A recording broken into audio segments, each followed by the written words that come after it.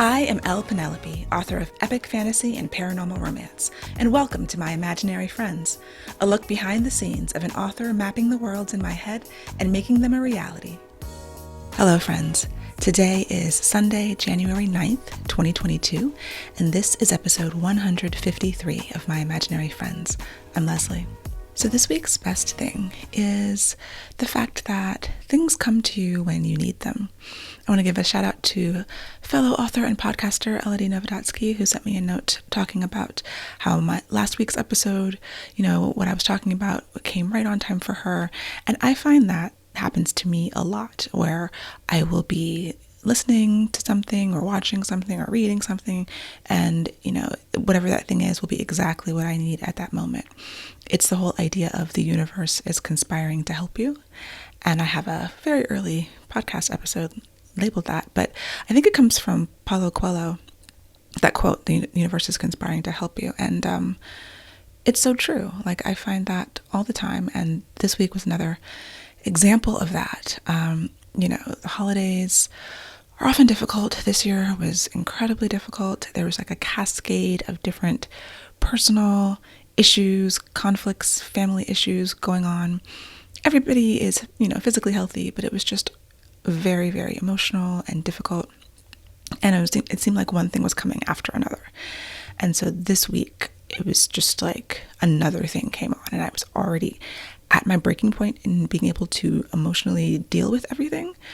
And I just felt like I had gotten to a very low point. Like I was at the bottom of the valley, and I felt broken. Like I really did. I was like, I don't know how I'm going to get past this. And I was just really upset, and I was thinking, I really wish that I was still religious. Like, I really wish I could pray right now. I consider myself agnostic after being very religious most of my life. But I had lost my faith, and I didn't feel like that there was an entity I could pray to. But being agnostic doesn't mean I don't believe in God. It means I don't know what's there. Like, something's there. I do think something is there.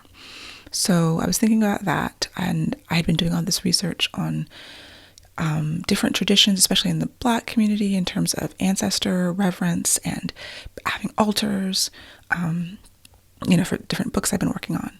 So I was like, well, there is an energy or an awareness or a force or an ancestor that can hear me. Anyone who can hear me, just please help me. I just need help. That was really all it was. It was just a cry for any help coming from any quarter. And I got the message that I should try to meditate, because I was in the midst of an anxiety attack. And so I opened up YouTube, and I like to do guided meditations on YouTube. And before I even got to the search field to search guided meditation, on my feed, one of the channels that I'm subscribed to had one of those like blog posts. It wasn't a video, it was just one of the text messages. I only could see the first line in the feed. And the first line is, I feel this pressure to be, insert thing here. I clicked read more, and I read the post, and it was exactly what I needed to hear at that time. It was talking about pressure and expectations and perfectionism and vulnerability. And then she mentioned something that I had not heard of before, which is this practice and philosophy of kintsugi, which is a Japanese word, and it means golden repair. And so that sent me down the rabbit hole of researching kintsugi and golden repair, which is essentially the art of putting broken pottery back together, but not gluing it back so that you're trying to hide the breaks. It's putting emphasis on the breaks. The glue or the bonding agent that they use to put the pieces back together is then dusted with gold powder, actual gold, to highlight them.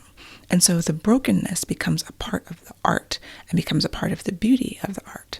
And it celebrates and embraces the imperfections instead of trying to hide them. And that really spoke to me in that moment, because I had literally just been thinking that I feel completely broken right now. And that idea that you can get to a place where you can sort of not just accept it, the brokenness, but celebrate it and see it as beautiful and acknowledge it as a part of you. And then So I was reading articles about this, I was watching videos about it, and it really helped to draw me out of that pit that I was in at that time. And it came exactly on time. And so that is my best thing for this week, is that it's happened to me over the course of my life many times, when I was praying, when I was very religious, and even in this period when I don't have that same faith in the things that I believed in before, but I do still have faith that there is something more than me out there, and that something answered me, and I felt extremely grateful, and just wanted to share that because I think that's something that a lot of people could stand to hear, So that is this week's best thing. And it actually ties into my writing update, because as I was doing this research on golden repair, on this idea, and then which led me into another Japanese concept, wabi-sabi, which is similar. It's sort of like finding beauty in the imperfections. I realized something about the character for the second Orbit book that I have been struggling to plot. I already knew that this character had a lot of guilt, that she had done something when she was a teenager that she felt extremely guilty for, and that is her wound, her emotional wound that is driving the change arc of this character over the course of the story. And I know the situation that she feels guilty about, and I've played around with the specifics. And I think, I was thinking that maybe she thought she did something wrong when she really didn't. And it came to me that what if she actually was to blame in some way? I think it's easy and common to feel guilt for things that you didn't do. But it's even more difficult to feel guilt for things that you did do, that you were in the wrong, and that had consequences that harmed someone else, which is the situation that I felt myself in this week. I had made a mistake and I had done something wrong. And so the path is for forgiveness of yourself. A lot of times the other person has already forgiven you, but it takes a lot of time and energy and work for you to forgive yourself. So that came to me that that's the character situation. That will be a much more powerful and impactful backstory. I do often find myself having difficulty really putting my characters through the ringer, because I love my characters, and my natural instinct is not to cause anyone pain, even a fictional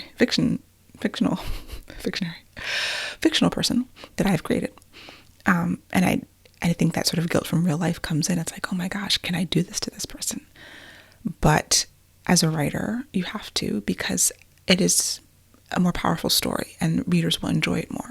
And holding back is not going to get you the reaction. I think it's not going to get you as good of a story as if you really just push a little harder and a little further and dig a little deeper. So I got some really great insights for the story that I've been struggling through. And I'm just letting those sit in my mind. I haven't actively worked on the story in a couple of days on the plot, but I'm going to get back to it this coming week and see if those insights have helped me crack the story. I was talking to my brother about, just struggling with this plot, and I love the idea. I'm getting to know the characters, but I haven't cracked it yet. There's a point that I feel like where it all comes together in that sort of shining light bulb moment where you're like, this is it. This is the story. And actually, a lot of times it's not just one moment, it's multiple moments. So like that was a moment. I was like, oh, wait, she feels guilty and she actually is guilty. So she's been making amends, throughout her life for the past 10 years in the story. And I knew that, but changing that from guilt over something you didn't do to guilt over something you did do, I think it'll just make it a more powerful story. And so, yeah, those moments, this like a series of moments where you crack things about it. But I do think it culminates in like a bigger moment, that bigger light bulb moment when all these little moments come together and you're like, you see the whole thing very clearly. And that is what I think takes the time. I've talked about before, my process includes taking a lot of time to think about things. And I think the time comes in, like every day I sit and work on it. I'm giving myself the opportunity to have a breakthrough. But I do have to, you can't force a breakthrough, and you kind of do have to wait for it to happen naturally. And so, of course, it doesn't happen if you're not working on it. So that is where I am with that. Other writing news. Let's just go down the list, shall we? The Monsters We Defy, I had some additional queries from the copy editor that I had to go through and sent those back in. So that should be going to the next phase. Savage City, I've been formatting the ebook and the print book. I sent it to the audiobook people, and I did set up the pre-order yesterday. So when you're listening to this, if it's before March 31st, 2022, you can pre-order it. If it's after March 31st, you can buy it. So that was a big accomplishment. I haven't, it's being published wide, and I wanted to give a shout out to Wide Wizard. Widewizard.co is a tool. It's like a tool that you download to your browser, to Chrome, that allows you to fill in all your book details. And then when you publish to all the different retailers, it can speed up the process. It kind of automatically paste in the fields that you have to paste in over and over again. So Amazon, Kobo, Apple, Barnes & Noble, Drafted Digital, Google Play. I go to all of those. I don't go to Apple directly. I go to Apple through Drafted Digital, which is a distributor. This is the first time I'm going to Barnes & Noble direct. I'm going to Kobo direct, even though sometimes I go through Drafted Digital for them as well. I like the aggregator or the distributor, Drafted Digital, because it simplifies the process. So always Amazon direct, but as opposed to all of those other things I listed, if I just do 2 and then Google Play, because that has to be separate. I just like to simplify my life. But of course, Drafted Digital takes 10% of your profits, I believe it is. So you're leaving money on the table, and it's kind of a correlation between money and time. So for this book, for this series, I'm going to go direct to everywhere but Apple, and then use Drafted Digital for libraries and for the other distributors, the kind of other countries that it gets you into. I've also considered doing Smashwords. I've never done Smashwords before, which is another place where people buy ebooks, because historically they've had a very complicated formatting process. And I'm still on the fence about Smashwords. I'm like, I've made it this far without Smashwords. I know a lot of people, especially people who started self-publishing early, when Smashwords was one of the only options. It had its heyday, and I guess it's sort of fallen off as more and more companies have come into the fray. But I know there are people who buy their ebooks on Smashwords, so I don't know. We'll see. Anyway, Wide Wizard, I will link to it in the show notes, and it works really well. I was really happy with it. It puts a bar at the top of the browser, and it takes you to all of the different retailer websites, and then you can just page by page paste in 90% of the information. You still have to put in some things yourself. Other things that having to do with the release of this new book that I'm self-publishing was pricing. I had to decide how much it's going to cost. So being hybrid and not having self-published a novel in many years, the pricing question is sort of like ebooks. My traditionally published ebooks are very expensive, $11, $12, $13.99, because the publisher, their customer is the bookstore. Bookstores like Barnes & Noble and indie bookstores want you to buy books, and they want the ebook to be priced higher as more of an incentive for people to buy the physical book. So if you've been reading me an ebook and have been purchasing it, you've been paying a high price. Now, the indie books obviously cannot be priced that high. Number one, if you price an ebook over $9.99, you only get 35% royalties. Amazon makes you go between $2.99 and $9.99 for the 70% royalty. Anything else is only 35%. So it doesn't really make any sense to price it that high. But the question is, where should it fall? And I think it has to do with audience. A lot of times, there are going to be my readers who will read anything I write. And I'm very grateful to them, and they'll either get it at the library or they will cough up the money for the expensive ebooks or the print books, however they prefer to read. And then there's indie audience and a traditional audience. And I do think that there are two different audiences. So yeah, just thinking about pricing, I ended up at $4.99, which I think is fair. It doesn't devalue it. There's always that question with authors. when you have books for free or 99 cents, are you devaluing it? And I'm not going to wade into that discussion right now. I think there's very good reasons for discounted books. I think there's also very good reasons to value your work more highly. And, everything can't be 99 cents or free. So yeah, choosing how to price it and then putting it up for pre-order. I'm doing the cover reveal this week. So if you are listening to this in real time, the cover reveal will be on Thursday, January 13th, 2022. So if you are not on my social, if you're not on my newsletter, you can subscribe to get that. It will be on Frolic, the actual cover reveal, but if you miss it there, it will also be on social and my newsletter, lpenelope.com/newsletter, if you want to make sure you are the first to know things. And that's really exciting to be starting the process of this book. Other writing, the fairy tale short stories with beta readers, starting to get feedback on that. And I think that's all I did this week. Now I'm going back into plotting the Orbit Book 2 and the 1830s project, writing that, trying to get that done by the end of the month, the first 100 pages. So I found myself with all of these projects coming in different stages at the same time, and I am a little bit later than I wanted to be, but everything's getting done. I knew everything was going to get done. I was at times a little nervous about the deadlines and the dates, and I've had to push things back, obviously. But I still feel good about what I've done. I feel good about my productivity, and sitting down and working every day and forcing myself to write 5 to 6 days a week has really just been keeping me going, through all of the emotional, personal things that have been happening. I've still been writing. I've still been getting up every morning to write.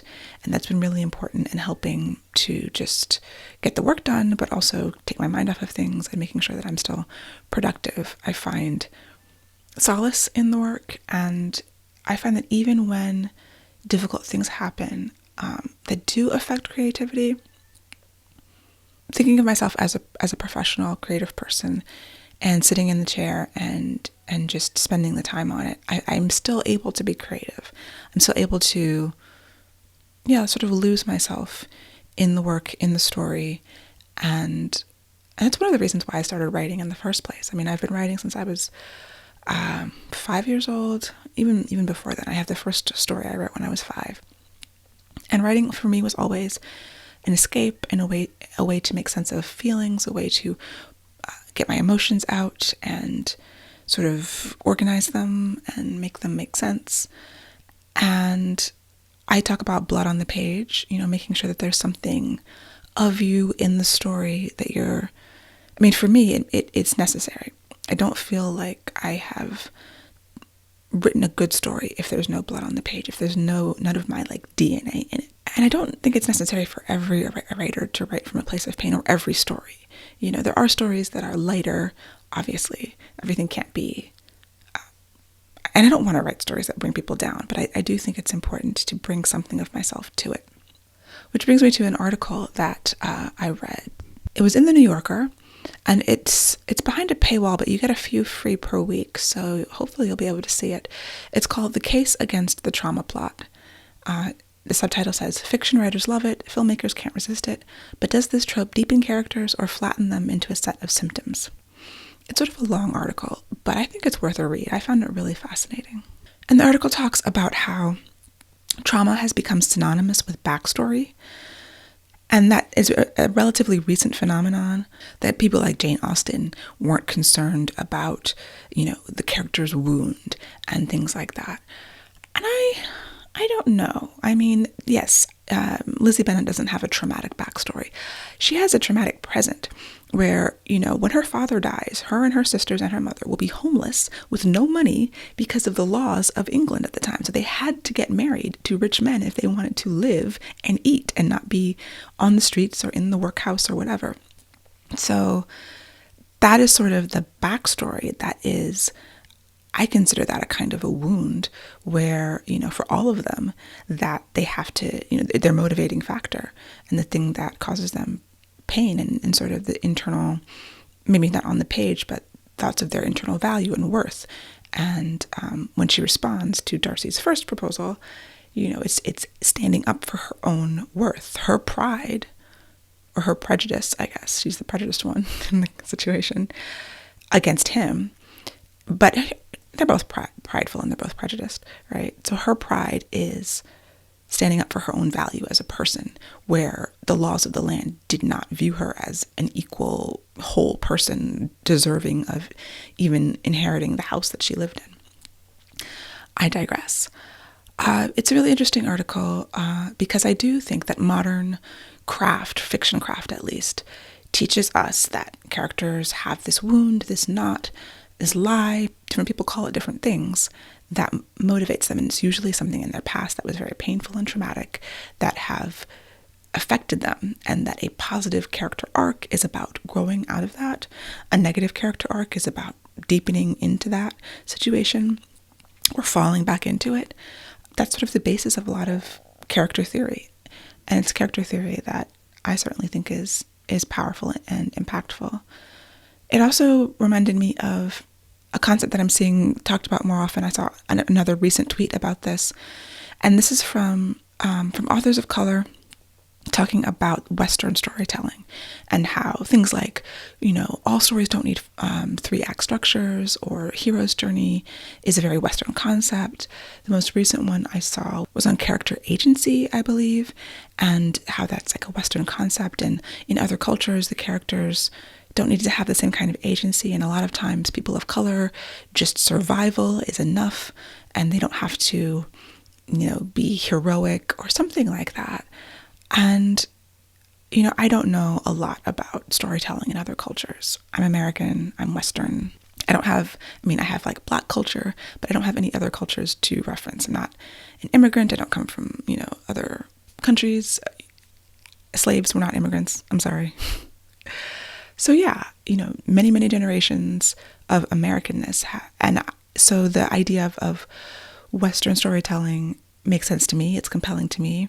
Like, I find stories that are done with the sort of common craft teachings to be emotionally resonant, and stories that are done in other ways, I guess I am not used to, aren't as resonant or compelling for me. And it's fine to feel differently. It's fine if there's another culture that you come from and those things are different from you or are different for you. That's fine. But I think in some way there's a valid criticism, but also not, because if you are going to write stories in another tradition, like I was reading about this sort of Japanese style of storytelling that is different than like the 3-act structure. Well, I'm sure in Japan that's very common and they find it compelling because that's their culture. But to say that it's wrong for like American audiences not to appreciate that is a strong statement. There's all this talk about cultural appropriation.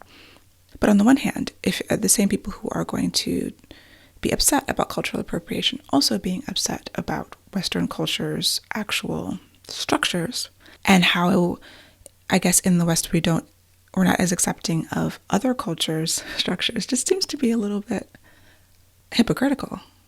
Maybe I don't understand. Anyway, I think there's important discussions to be had about our assumptions in terms of craft and storytelling, and how we can incorporate other ideas to make things fresh and new and not, formulaic. Because when not done well, these rules can become a formula that is very predictable, and that's not good. And I also think that people should write whatever stories they want. They should be able to grow and explore and do different kinds of structures if they want to. But also recognize that, at least in genre fiction, literary is a whole different beast, but in genre fiction there are expectations, and that the point of what we're doing is for readers to have an enjoyable experience, whether that is horror, thriller, serial killer, mysteries. There's still you can call it an enjoyable experience to be had, diving into the world of a book and living in that story. And so if the readers are not having good experiences, then all of the theory about, craft and culture and whatever kind of have to go out the window. I don't know. I might be wrong about that. But that is what I think at the moment. So my goals for the coming week are to continue plotting my second book for Orbit and to I'm going to try for 3 chapters to be revised on this 1830s project, and also marketing for Savage City, continue marketing efforts and developing this marketing plan and start building buzz and all that kind of stuff. So that's it for me for this week. I hope that you have a wonderful week. I hope the new year is treating you well and that you will find what you need. You'll get the messages that you need when you need them. And I'll talk to you next week. For episode show notes and to sign up for the Footnotes newsletter and get the show notes in your inbox, go to myimaginaryfriendsshow.com. Subscribe wherever you get your podcasts and watch the video episodes on YouTube. I would really appreciate a rating or review to help support the show. And My Imaginary Friends is part of the Frolic Podcast Network. For more fantastic podcasts, go to frolic.media/podcasts.